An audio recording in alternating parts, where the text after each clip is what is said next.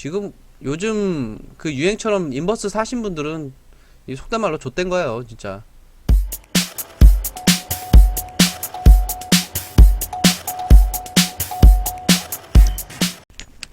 오늘은 4월 18일이고요. 지금 저녁 8시 좀 넘었어요. 여러분들 그 주말 잘 보내고 계시죠?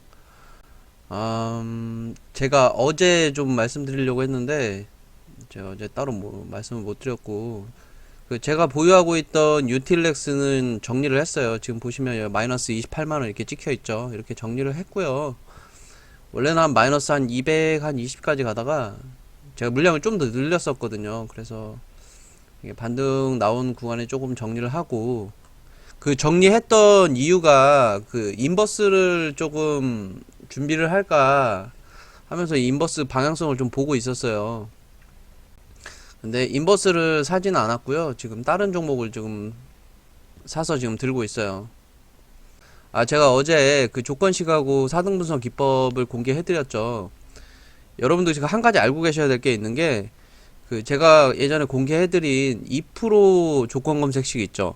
2% 조건 검색식과 그 이 4등분선은 실제로 지금 유료 강의를 하고 있는 거예요.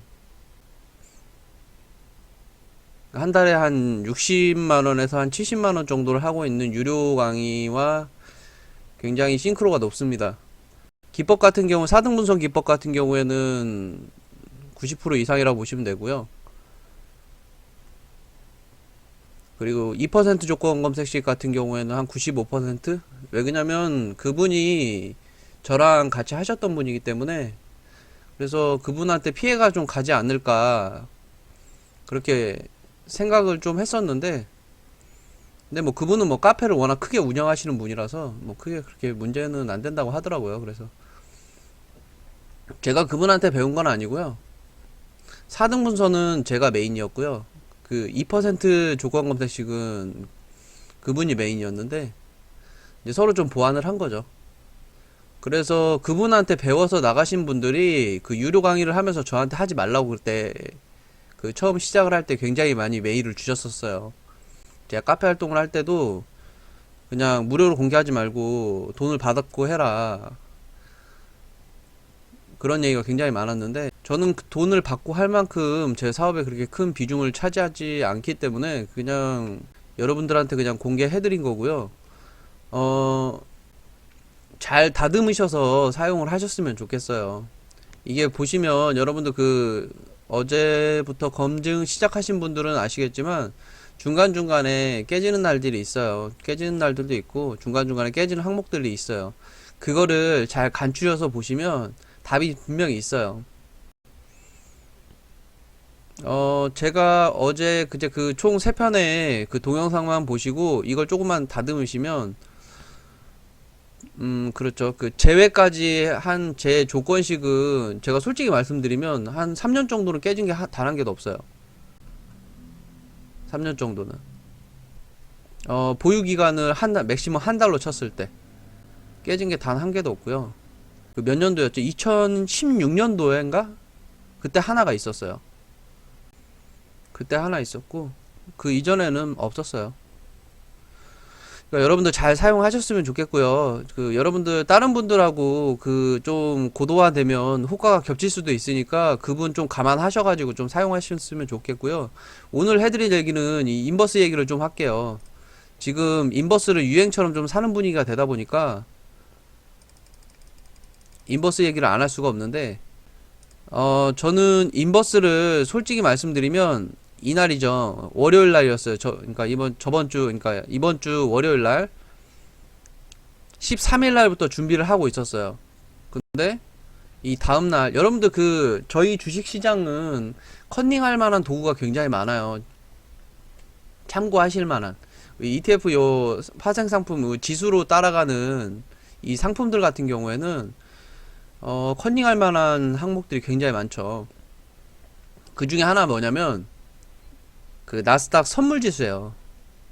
미국 증시 상황 보시고 들어가는 것도 늦지가 않기 때문에 그 선물 지수랑 거의 비슷하게 간다고 보시면 돼요. 제가 얼마 전에 그랬죠. 지금 거의 저항대에 갔다고. 지금 요즘 그 유행처럼 인버스 사신 분들은 이 속된 말로 좆된 거예요, 진짜. 제가 이 속어를 잘 안 쓰는데 그런 말이 나올 수밖에 없어요. 지금 이 갭으로 지금 빠진 이 갭 차이가 너무 크기 때문에 이 갭 메꾸기가 쉽지가 않아요. 진짜 좆됐어요. 제가 며칠 전에 이걸 좀 보여드릴게요. 여러분들 이거 기억나시나요? 그 반등하면서 보수적으로 접근을 해야 될 때 저는 기본적으로 50%부터 보수적으로 접근을 한다고 제가 말씀드렸잖아요. 그래서 그 60% 먹고 그 보유하고 있던 종목도 털어내고 이렇게 지수로 봤을 때 1850 정도. 그리고 이거 기억하시죠? 한 요 정도? 좀 길게 보면 요 정도부터 저항대가 나올 수 있다. 여러분들 여기 확대를 좀 해드릴게요. 지금 여기 보이시나요? 이 선을 넘는 갭이 나왔어요.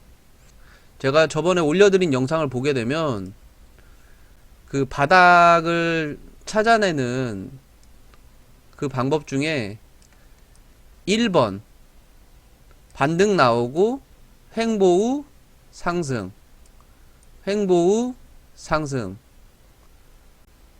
바닥 나오고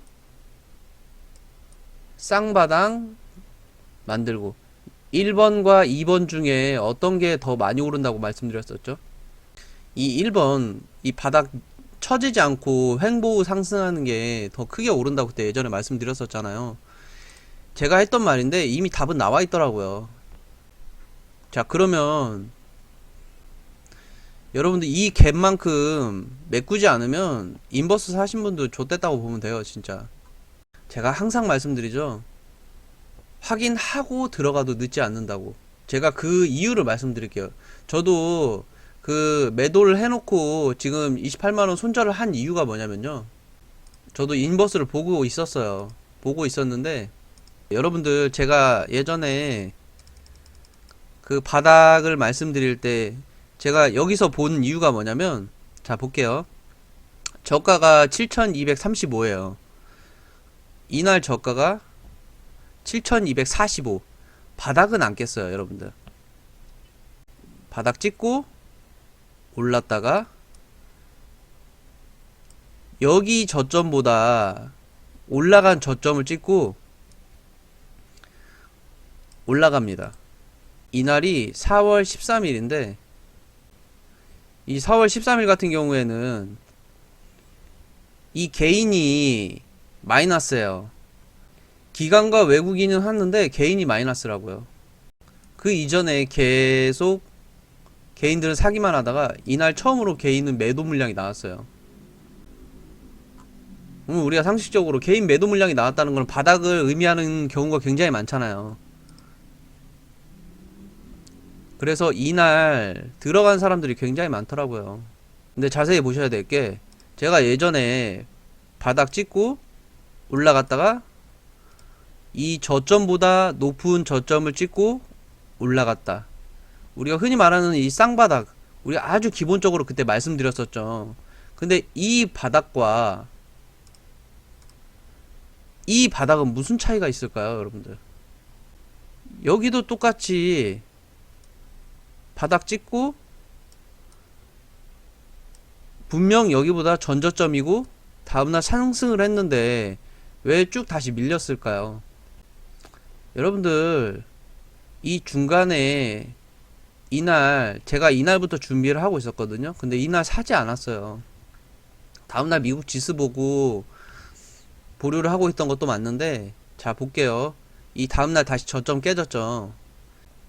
그러니까 제 예상이에요, 여러분들. 그냥 제 뇌피셜이에요. 그냥 제가 예전에 하던 방식.